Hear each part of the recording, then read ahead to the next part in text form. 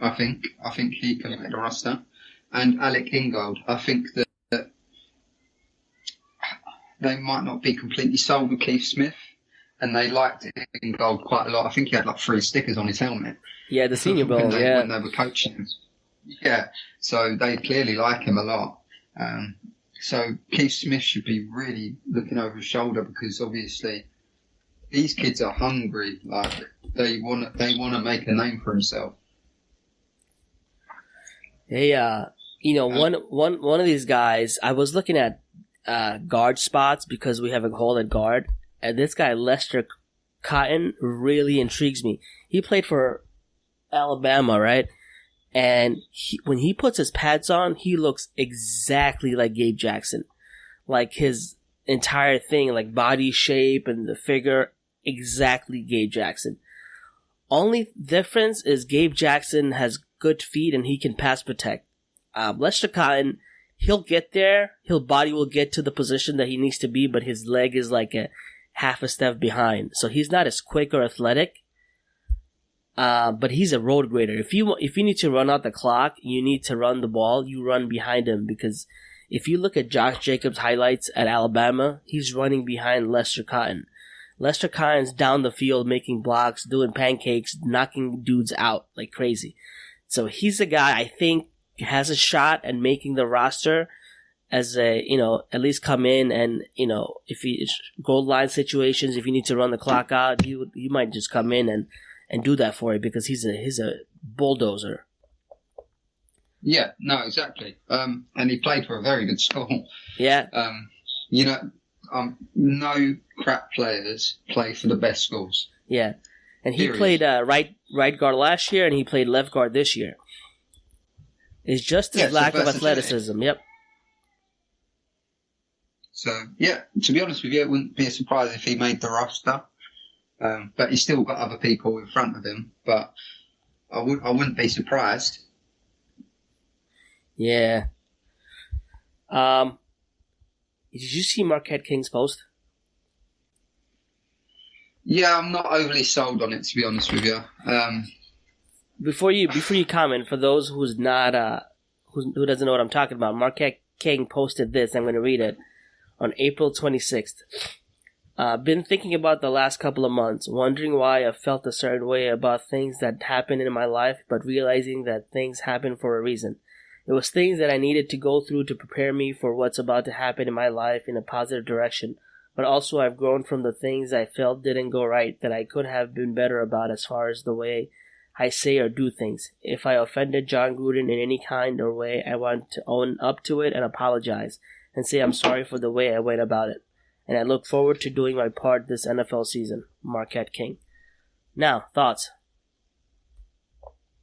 My thoughts? Yeah. To be honest with you, yes, he's a good punter. Probably better than what we've got, but nah, he can do one. Purely for the fact that the way he left us was disgraceful, and then he goes to the Broncos.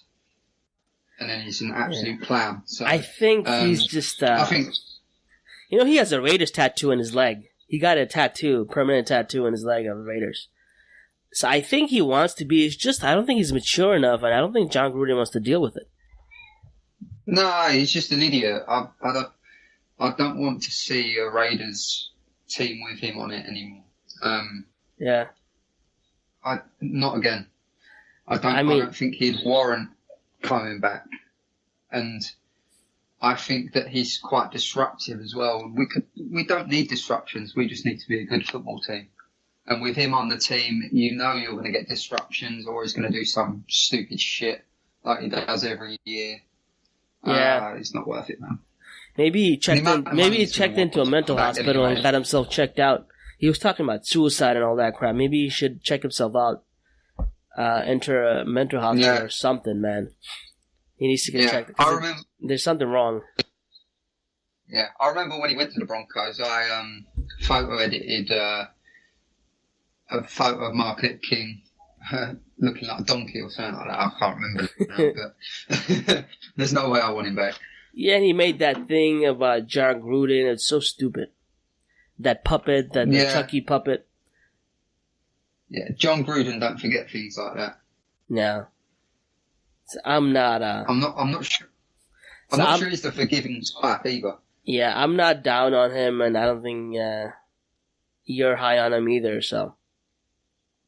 No, we'll skip that. But do you know what? It's interesting we talk about that position because what about the kicker position? Yeah, I think John Gruden wants to give him another shot because, we have maybe in camp, if he doesn't prove it, I think he's out. He can't be kicking 30-yard punts. We need to flip the field, not, if you're stuck in in your own end zone, you kick it to the 50, you're going to be stuck there forever. But if you had a guy like, Marquette King's leg without the character would have been perfect. He can flip the field. We've always had good punters. Only punter in the Hall of Fame is a Raider punter, Ray Guy. We've had, he was in the Houston Texans. He just retired. Shane Leckler. Yeah. And then after that, whatever time we had for Marquette King. But we've always had strong punters. We can't go to the season if he doesn't, improve. Well, the coaches value special teams, and punting and kicking is part of that. And interestingly, I'm wondering who's going to be our kicker field goal wise in the season, because you've got Daniel Carson, who come and did a stellar job, but then you used a draft pick to get Eddie Pinero. No. We used a draft pick on the punter. Eddie was an undrafted free agent, actually. Oh, yeah, of course you were. Sorry, yeah, I was getting confused. I knew there was a guy from Florida that we picked. No, they both went to the same school. Those guys. Yeah, my bad. Got my wires crossed. But either way, you've got two guys battling it out, and for me, Carlson wins the job because he come in and was stable. Yeah. Is he the best? Is he the best kicker in the world? Probably not. He's good enough. He's good. Yeah, he's good. He was a 5th round pick by the Vikings last year. Vikings cut him out only after a couple of games. So. Yeah, exactly. But I'm just coming from a standpoint of he's got a good leg, quite accurate, but I don't know, man. I think kicker's been our weakness since we got rid of Janikowski. Yeah. We've missed some really important field goals as well, and extra points and stuff.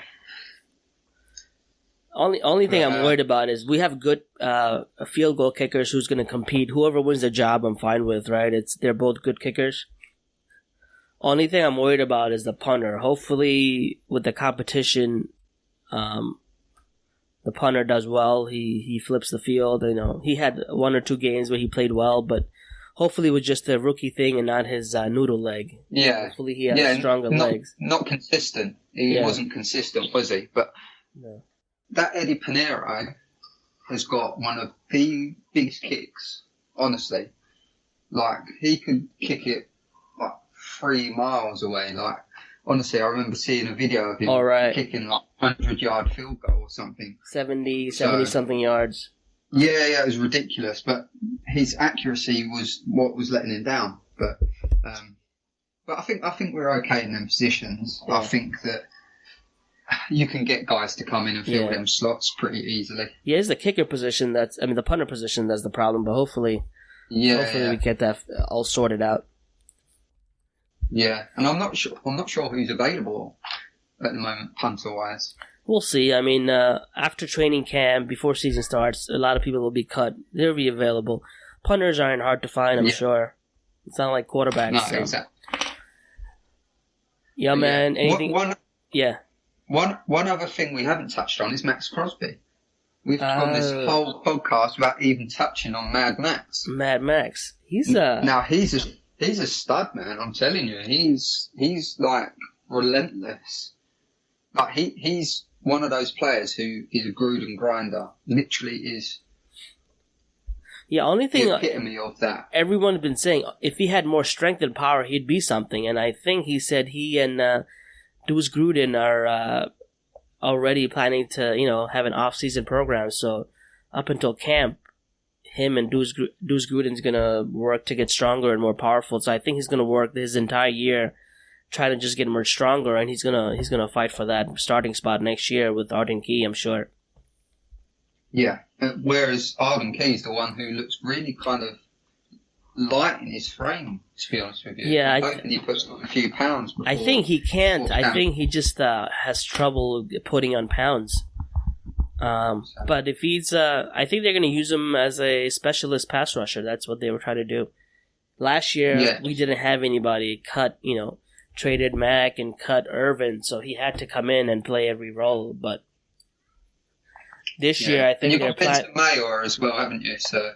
Yeah, Benson Mayowa's here. I forgot. He could start at running downs right next to Cleveland Farrell, and Arden Key could come in and rush the passer in situationally. So. Yeah. Would you go after Ezekiel Ansah? Nah, he's going to want too much. I mean, if the deal's right, I would take him purely on the basis of we need as many pass rushers as we can get. Yeah. But yeah, you're probably right. He's probably out of our price bracket, but he'd be quite a solid addition, right? I think. Yeah, we'll see. Give something extra to that group. Yeah. Hey, my podcast recorder's battery is running out, but we should wrap it up, and we will bring you guys more special guests coming up. We had Jason Cabinda. We'll try to get a couple more other good guys, right? You got some stuff. Yeah, 100%. I'm going to try and get some stuff in the pipeline. OB will be on at some point as well. You'll have people from the Raider Ramble coming on in due course as well. It'll be fun, man. Just got to just bear with us, and we'll reach out to everyone. All right, guys. Thanks for listening. Cheers, man. See you later.